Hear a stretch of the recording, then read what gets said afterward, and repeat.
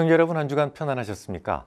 최근 우리 증시의 모습을 보면 상승 종목 수는 훨씬 더 작았음에도 불구하고 주가는 상승을 했었어요.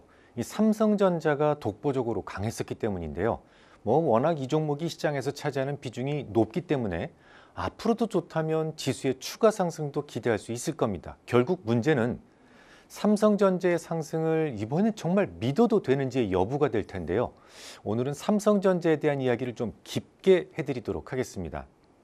우선 지금으로부터 약 2달 전쯤 방송에서 삼성전자에 대해서는 매우 좋게 본다라는 말씀을 드렸었어요. 제가 당시에 거론해드렸던 것이 바로 테일러 팹의 가동 소식이었죠. 이 범용 반도체에서 맞춤형으로 전환되는 시장에서 파운드리에 대한 필요성은 나날이 커지고 있었습니다. 삼성전자는 경쟁사인 TSMC의 수주 경쟁에서 번번이 깨졌었죠. 그럴 만한 이유가 있었습니다. 삼성전자는 2022년 세계 최초로 3나노 GAA 공정에 양산에 나서면서 누구보다도 앞서가는 기술력을 과시했었어요. 이 GAA는 반도체 트랜지스터의 전류 통로인 채널을 내면에서 게이트가 감싸는 구조인데요. 물고기 지느러미를 닮았다고 해서 붙여진 기존의 핀팻 방식보다 전력 누설을 효과적으로 억제할 수 있다는 장점을 갖습니다.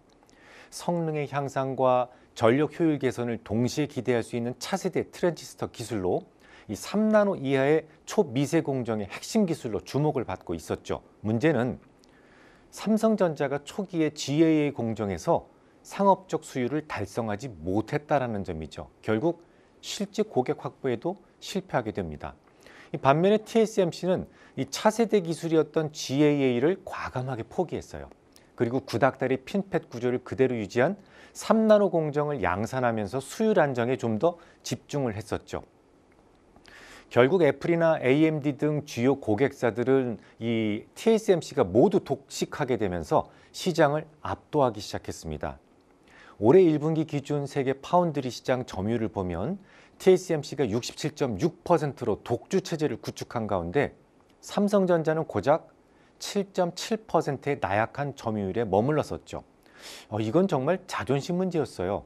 오히려 중국의 SMIC가 6% 점유율로 턱밑까지 따라온 상황이기 때문에 한간에서는 삼성전자가 정말 구멍가게 수준으로 전락하게 될 것이다 라는 비관적 전망까지 생겨날 정도였었죠. 이 모험과 전진을 선택했던 삼성전자의 3나노에서의 좌절, 이에 반해서 안정적 대응을 선택한 TSMC의 성공이 교차하면서 이 두 회사의 격체는 지난 수년 동안 크게 벌어지기 시작했던 겁니다. 물론 어려울수록 삼성전자는 더욱 과감한 투자를 선택했는데요. 문제는 공장을 덩그러니 지어놨지만 제품을 발주하겠다는 회사가 아주 최근까지도 나타나지 않았었다라는 것이죠. 이렇게 해서 서서히 죽어가던 테일러 팹의 서광이 비추기 시작한 겁니다. 테슬라에 이어서 애플까지도 삼성전자와 협력하기로 결정하면서 삼성전자의 위대한 바운스백의 시작을 알릴 수 있었습니다. 그렇다면 파운드리 부분에서 번번이 TSMC에게 깨졌던 삼성전자가 어떻게 대량의 수주에 성공할 수 있었을까요? 차세대 파운드리 경쟁에서 승기를 잡기 위해 삼성전자가 다시 꺼내든 전략적 카드는 다름 아닌 게이트 올 어라운드, 즉 GAA 기술이었습니다. 삼성전자가 테슬라로부터 약 23조 원 규모의 대형 수주 계약을 체결한 것은 삼성전자의 GAA 기술에 대한 신뢰 회복의 신호탄이었죠. 그러니까 세월이 흘렀던 겁니다. 그래서 이제는 3나노의 시대가 저물고 이 2나노의 시대가 오게 된 겁니다. 그런데 2나노부터는 구닥다리 핀팻을 적용하기가 어려워요. 이제부터는 GAA가 필수적으로 선택되어야만 하는데요. 결국 2나노 GAA에서 누가 먼저 수율을 안정시키고 고객의 신뢰를 확보하느냐가 향후 파운드리 시장 흐름을 결정지을 수밖에 없는 상황이 되었던 것이죠. 자, 그러면 누가 더 유리하겠습니까? 아무래도 전진과 모험을 선택하면서 이미 2022년부터 GAA 부분에서 수많은 시행착오를 누적적으로 경험했던 삼성전자가 아니겠습니까? 물론 일각에서는 아직도 대만을 추격하기 어렵다라는 시각도 있어요. 대만은 대만판 칩스법을 2023년부터 시행해서 반도체 R&D의 투자액의 약 25%를 세액공제를 해주고 있어요. 하지만 한국은 올 1월에서야 반도체 기업의 시설 투자에 대해서 대기업 세액공제율을 15%에서 20%로 높이는 K-칩스법을 겨우 통과시켰죠. 하지만 그보다 더 큰 문제는 따로 있었습니다. 대만은 2017년도부터 반도체 등 첨단 산업에 대해서 연장 근로를 허용하는 근로법을 개정했습니다. 하지만 우리는요, 반도체 산업 R&D 종사자들에 한해서 주 52시간 근로시간제 예외를 허용하는 내용이 담긴 반도체 특별법이 끝내 국회를 통과하지 못했습니다. 이 정치적 유연성의 차이인데요. 대만을 넘사벽으로 더욱 굳히게 될 것이다라는 것이 아주 다수의 의견입니다. 하지만 그런 모든 부분을 고려한다고 하더라도 삼성전자의 파운드리는 너무 저평가입니다. 삼성전자가 그동안 파운드리 부분에서 번번이 패배하는 바람에 제대로 된 가치를 부여받지 못했기 때문인데요. 예를 한번 들어볼까요? 지난 18일 엔비디아는 인텔에 대해서 포스트밸류 약 170조 원의 4% 지분 투자를 공시했었잖아요. 명분은 CPU 파트너십의 확보다라는 건데 근데 누가 봐도 미국 내에서 자체 파운드리를 갖고자 함일 겁니다. 즉 인텔의 파운드리에 대한 가치를 170조로 인정해 준 겁니다. 하지만 테슬라로부터 165억 달러의 수준의 수주를 받은 삼성전자의 파운드리 사업부에 대한 가치는 고작 44조 원에 불과해요. 파운드리가 향후 정상적으로 가동된다는 가정하에 이 정도 가치는 정말 헐값도 너무 헐값입니다. 근데 삼성전자의 호재는 여기서 멈추지 않았어요. 삼성전자가 파운드리 부분에서 TSMC에게 주야장천 깨져왔다면 AI 부분의 핵심 소재인 HBM 부분에서는 SK하이닉스에 늘 쌍코피가 터져왔었어요. 하지만 이달 초부터는 드디어 삼성전자가 엔비디아에게 5세대 고대역폭 메모리인 HBM3 8단 제품을 공급하기 시작했다라는 주장이 나왔거든요.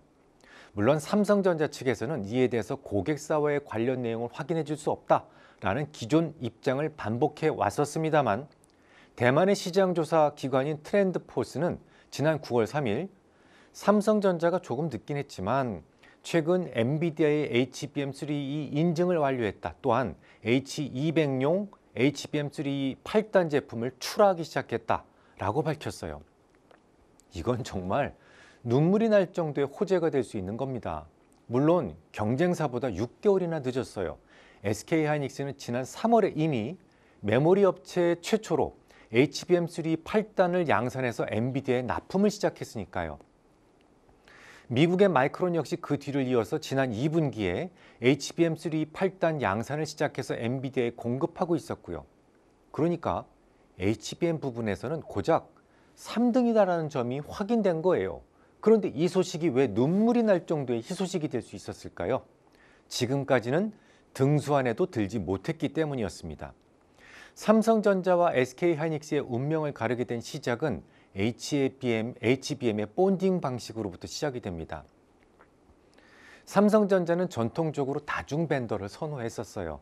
달랑 하나의 회사로부터 장비를 공급받게 되면 이 공급망 관리에 허점이 발생할 수 있고 또한 경쟁력이 있는 가격으로 납품받을 수도 없는 일이 종종 생길 수 있기 때문이죠. 삼성전자는 독점적 기술력으로 본딩 장비를 만드는 한미반도체의 독점을 깨고자 다른 회사를 몰래 지원한 것이 문제의 발단이었습니다.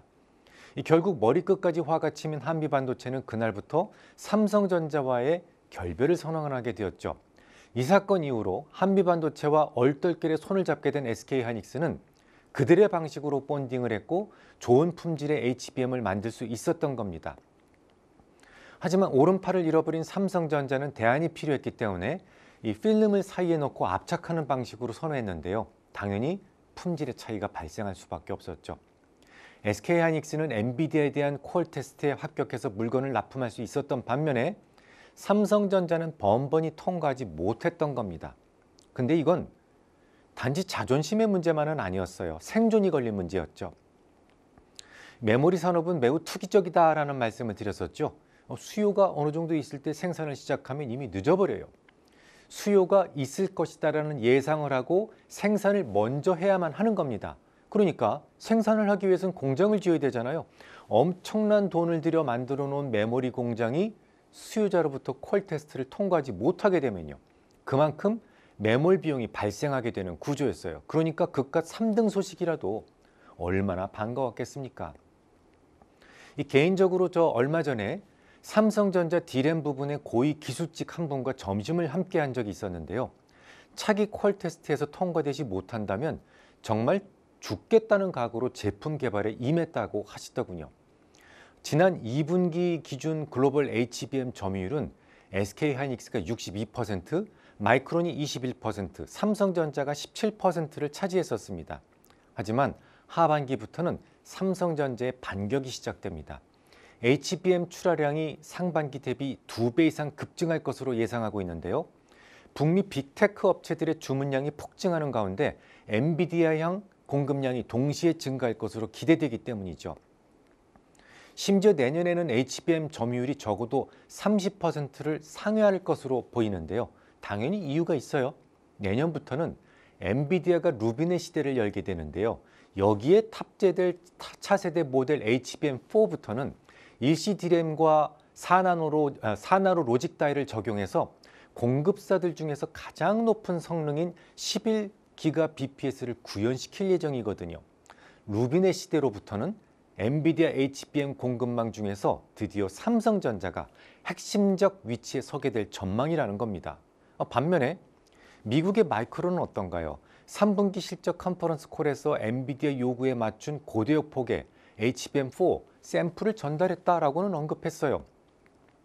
하지만 HBM4 대량 양산을 위해서는 추가 설계 변경이 필요할 것으로 추정되고 있기 때문에 향후 최종 품질 인증 과정에서 통과될 수 있을지 여부는 불투명합니다. 중간 결론을 좀 내려보자면 파운드리에서 TSMC에 깨지고 HBM에서는 SK하이닉스에 터지면서 그야말로 동네 북이었던 삼성전자가 이제는 반격을 시작했다는 것이 핵심적인 포인트예요.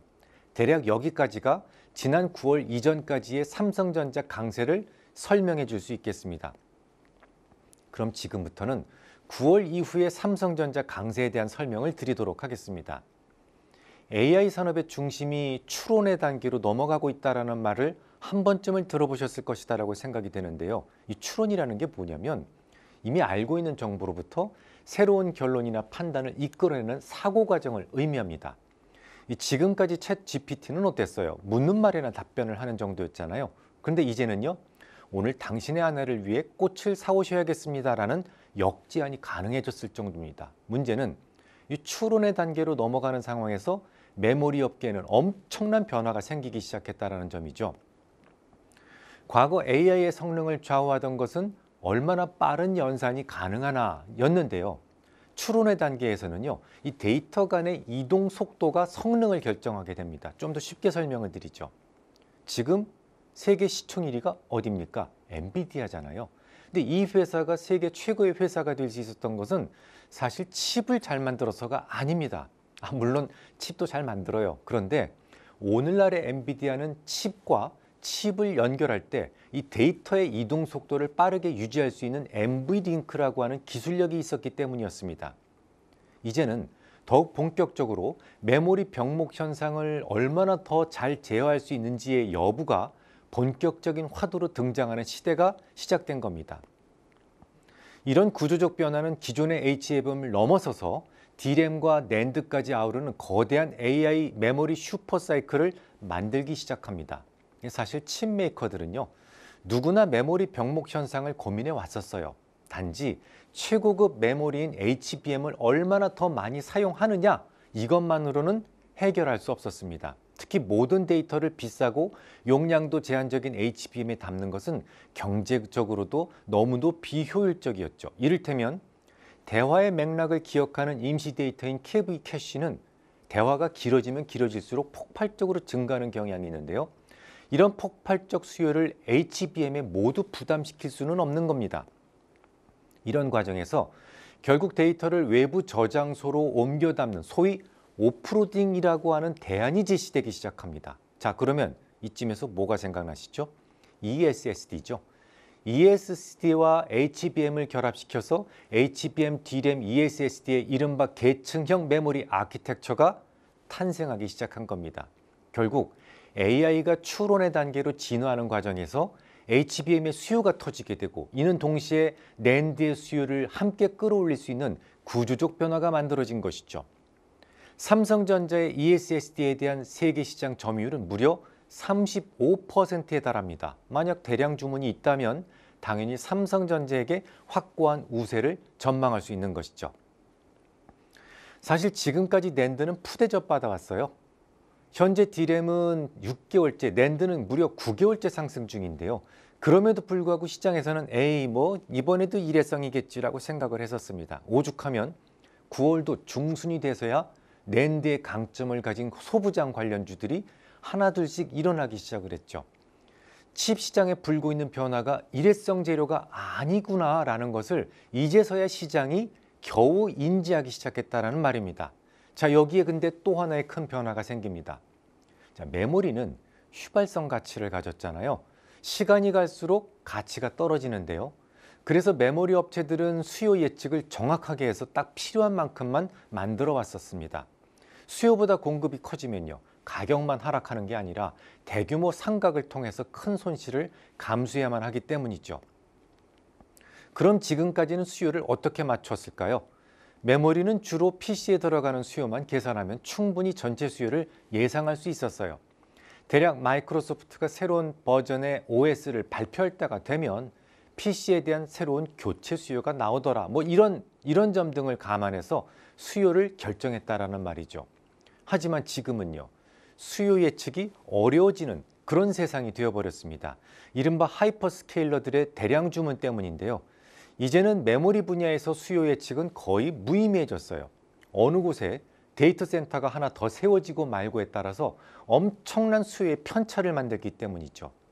그러니까 지금은 과거에 비해서 메모리 부분에서의 쇼티지가 더욱 강력하게 나타나거나 혹은 반대로 너무 시장의 메모리가 넘쳐나는 일이 빈번하게 생길 수 있는 시대라는 겁니다. 쉽게 말씀을 드려서 삼성전자나 SK하이닉스 같은 종목군들이 천정을 뚫고 계속 상승하거나 혹은 속절없이 하락하는 일이 흔해지는 시대를 살게 되었다라는 말이죠. 자, 그렇다면 지금은 어느 시기일까요? 앞서 말씀드렸던 새로운 아키텍처의 패러다임 시프트로 인해서 하이퍼스케일러들은 천문학적 규모의 ESSD를 주문하기 시작했다는 것을 주요 공급업체들의 실적 발표를 통해서 확인할 수 있었습니다. 하지만 아직은 공급자들이 필요한 수요에 대한 공급을 맞추기에 어려운 상황이죠.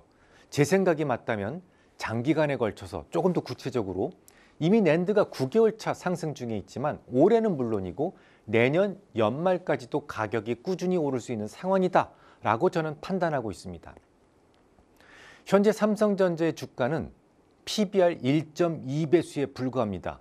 최근에 많이 상승했어요. 그럼에도 불구하고 워낙 역사적 평균치인 1.4배수에도 못 미치고 있다는 말이죠.